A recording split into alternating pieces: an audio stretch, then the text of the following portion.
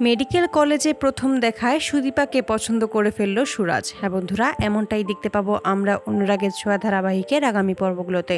বাবাকে হারিয়ে নিজের মনের কষ্ট নিজের মনের ভেতরেই চেপে রাখে সুদীপা। সে ভাবতে থাকে তার বাবার অনেক বড় স্বপ্ন ছিল, তার বাবা বলেছিল তাকে খুব বড় ডাক্তার হতে হবে, মানুষের চিকিৎসা করাতে হবে।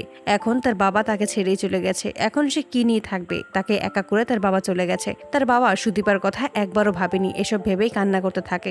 চারপাশে মানুষ তখন সুদীপাকে বোঝায় শঙ্করের খুব বড় স্বপ্ন ছিল তোকে বড় ডাক্তার দেখবে, কিন্তু তার সেই সৌভাগ্য হয়নি, কিন্তু তুই শঙ্করের স্বপ্নটা পূরণ করিস। তখনই সুদীপা সিদ্ধান্ত নেয় সে আদিত্যর সাথেই যাবে। তার বাবা আদিত্যর কাছেই তাকে গচ্ছিত রেখে গেছে। আদিত্যর সাথেই পাড়ি জমায় সুদীপা। শঙ্করবাবু মারা যাওয়ার আগেই আদিত্যর হাতে সুদীপাকে তুলে দিয়ে বলেছিল সমস্ত দায়িত্ব যেন আদিত্য নেয়।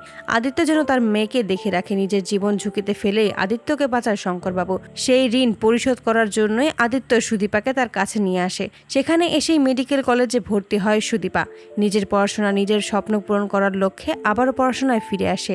শঙ্করবাবুকে সুদীপা কথা দিয়েছিল সে খুব বড় একজন ডাক্তার হবে, সে তার বাবার স্বপ্ন পূরণ করবে, তার বাবার মুখ উজ্জ্বল করবে। এসব কিছু মনে করেই সুদীপা পড়াশোনায় মনোযোগ দেয়। প্রথম দিন মেডিকেল কলেজে গিয়ে চারপাশটা দেখেই মুগ্ধ হয়ে যায় সুদীপা। সুদীপা যখন চারপাশটা দেখতেই ব্যস্ত থাকে, ঠিক সেই মুহূর্তে সুরাজ কলেজের গেট দিয়ে প্রবেশ করে। সেখানে শত মানুষের ভিড়েই সুরাজের চোখ আটকে যায় ওই সুদীপার ওপরে। মুগ্ধ হয়ে তাকিয়ে থাকে সুদীপার ওপর। সুদীপার থেকে চোখ সরাতেই পারে না সুরাজ। প্রথম দেখাতেই সুদীপাকে পছন্দ করে ফেলে। তো বন্ধুরা, তোমরা এটাই তো চাও যেন এভাবেই পুনর্জন্ম নিয়ে আবারও যেন সূর্য সুরাজ রূপে ফিরে আসে সুদীপার জীবনে? কমেন্টে জানাও। আর নিয়মিত আপডেট পেতে আমাদের চ্যানেলটি এক্ষুনি সাবস্ক্রাইব করে পাশে থাকো। ধন্যবাদ।